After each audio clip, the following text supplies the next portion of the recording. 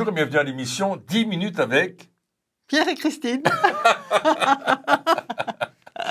Alors, on est content de vous retrouver à nouveau. Vous êtes nombreux à nous écrire, à partager d'ailleurs l'émission avec d'autres personnes et faites-le, continuez à le faire, partagez-le avec vos proches, vos amis, vos connaissances, parce que ça peut changer la vie de quelqu'un qui a besoin de guérison.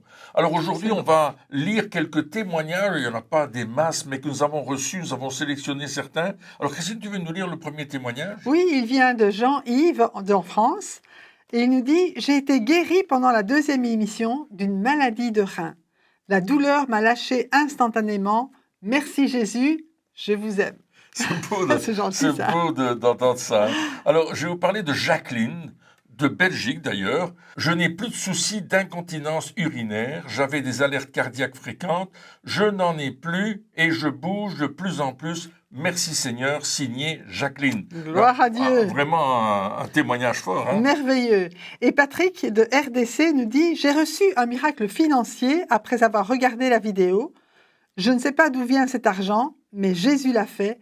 Et je voulais témoigner. » Alors, n'hésitez pas à nous envoyer vos petits commentaires, vos témoignages, de montrer que vous êtes là, en fait, sur la chaîne. Et puis, ça va nous bénir, mais ça va vous bénir aussi, parce que lorsqu'on témoigne, qu'on dit ce que Jésus a fait, d'autres le lisent et se disent « Waouh, Dieu agit dans leur vie. » Alors, aujourd'hui, on va avoir un sujet spécial. On va parler de Jésus, Dieu fait homme. Amen. C'est vraiment un sujet très important qu'il faut absolument intégrer à notre foi parce que vraiment Jésus est Dieu fait homme. Dieu, parfaitement homme. Jésus est l'exemple parfait et le seul exemple en ce qui concerne la délivrance, le salut, la guérison, la prospérité, la puissance de Dieu dans nos vies. C'est le seul qui va nous canalisé dans cette direction-là. Et d'ailleurs, lui-même, dans les évangiles, on voit ce témoignage de l'onction qu'il y a sur Jésus et qu'il partage à plein d'autres. Oui. Et il a vécu en tant qu'homme. Et c'est ça qui est important pour nous, c'est de savoir qu'il est notre exemple. C'est ce que tu disais, il est vraiment notre exemple de ce qu'un homme rempli du Saint-Esprit, revêtu de la puissance de l'Esprit, peut faire sur cette terre. Amen, gloire à Dieu. Alors, on va lire un texte dans Hébreux, chapitre 1er, versets 3 à 4, la traduction de la Passion. Alors, Christine, tu veux nous le lire? Oui. Le Fils est l'éclat éblouissant de la splendeur de Dieu, l'expression exacte de la vraie nature de Dieu, son image miroir. Il maintient l'univers et le développe par la puissance de sa parole. Il a accompli pour nous la purification complète des péchés, puis a pris place sur le trône le plus élevé à la droite du Majestueux. Jésus est plus grand que les anges. Il est infiniment plus grand que les anges, car il a hérité d'un rang et d'un nom bien supérieurs aux leurs. Formidable comme texte, hein? Merveilleux. Le reflet de sa gloire, l'empreinte de sa personne, l'éclat de sa gloire, ce qui signifie qu'il est la représentation parfaite de Dieu le Père, ici-bas sur la terre. Amen. Et lorsque Jésus agit, il représente la volonté du Père. Tout à fait. Et cette volonté est de nous voir en bonne santé. C'est ce que Jésus a démontré lorsqu'il était sur la terre. Il a guéri tous ceux qui venaient à lui et qui étaient malades. Il les a guéris et ça manifestait la volonté du Père. C'est ça, il était loin du Saint-Esprit et de force, il allait de lieu en lieu, faisant du bien. Et guérissant tous ceux qui étaient sous l'empire du diable. Et on voit que dans ce texte, il nous dit, c'est le diable qui nous met la maladie sur le dos. Hein. Absolument, ça c'est très clair. Mais la façon dont Jésus a agi sur la terre, il manifestait la volonté du Père et Jésus est parfaitement en accord avec la volonté de son Père. Et ce qu'on veut partager avec vous, c'est cela aujourd'hui, c'est que la volonté de Dieu, c'est que nous soyons en bonne santé. Amen. Amen. Amen, amen. Et donc, c'est ce qu'on voit dans Acte 10, 38.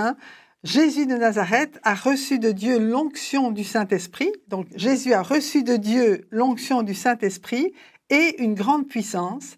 Il a fait des choses merveilleuses pour les autres et a divinement guéri tous ceux qui étaient sous la domination du diable, car Dieu l'avait oint. Et dans ce passage, quand on parle de Dieu, on parle du Père, justement. Absolument, donc on voit dans ce passage réunis le Père, le Fils et le Saint-Esprit qui travaillent ensemble pour votre guérison.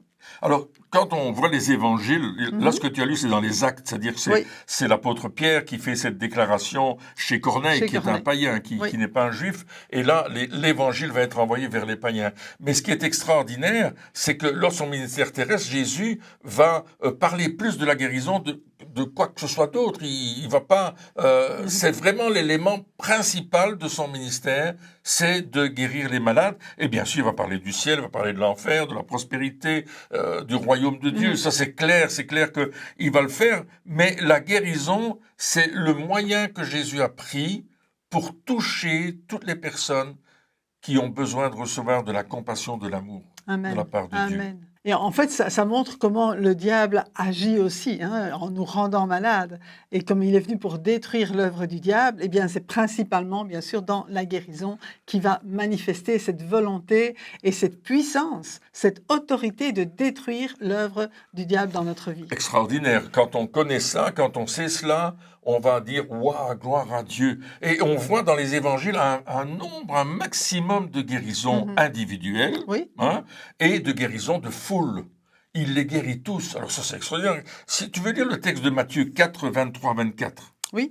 Jésus parcourait toute la Galilée, enseignant dans les synagogues, prêchant la bonne nouvelle du royaume et guérissant toute maladie et toute infirmité parmi le peuple. Wow. Sa renommée se répandit dans toute la Syrie. Alléluia. Et on lui amenait tous ceux qui souffraient de maladies et de douleurs de divers genres, des démoniaques, des lunatiques, des paralytiques, et il les guérissait. Alléluia. Il n'y a pas un contre-exemple à cela. Et la Bible dit que Jésus est le même hier, aujourd'hui, éternellement. Amen. Amen. Donc, ce qu'il a fait là pour soulager les douleurs de toutes sortes, et est-ce qu'on peut en avoir des douleurs quand on vieillit, Jésus veut les enlever. Amen. Et on voit cette compassion de Jésus. Il va prendre cette compassion, il vous aime, il a compassion de vous. Et il vous tend la main pour vous dire « Lève-toi et marche », c'est ce qu'il a dit au paralytique. Oui. Il a touché le lépreux, il a dit « Sois guéri ». Il a changé la vie de Bartimée qui était aveugle. « Que veux-tu que je te fasse ?»« Que je retrouve la vue ». Et Bartimée a vu. Il avait la foi dans la puissance de Dieu. Amen, amen. Alors c'est vrai que Satan va constamment nous tester. On reçoit la guérison, mais l'ennemi vient nous tester. Tout d'un coup, on a les symptômes de la maladie. On les a encore. On a mal ceci, on a mal cela. On commence à avoir des angoisses, une peur. Est-ce que vraiment j'ai été guéri par Jésus ou pas? J'ai toujours mal là, j'ai toujours mal ici.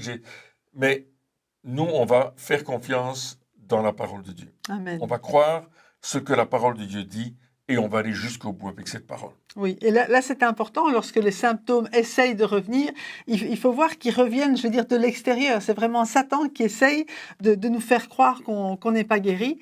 Et c'est notre attitude en disant, mais non, je garde ma foi en Jésus, j'ai reçu la guérison.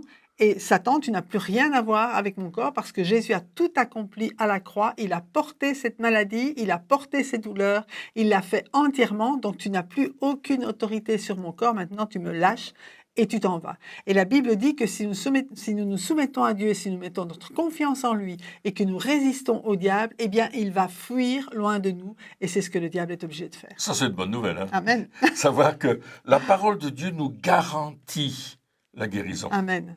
Parce que la parole de Dieu est la vérité. Absolument. Dieu a créé par sa parole et il fait des choses extraordinaires. J'aimerais qu'on lise Matthieu, chapitre 8, versets 16 et 17, oui. où Jésus va guérir des malades, mais il va quelque chose de très spécifique qui va être donné là. Le soir, on amena auprès de Jésus plusieurs démoniaques.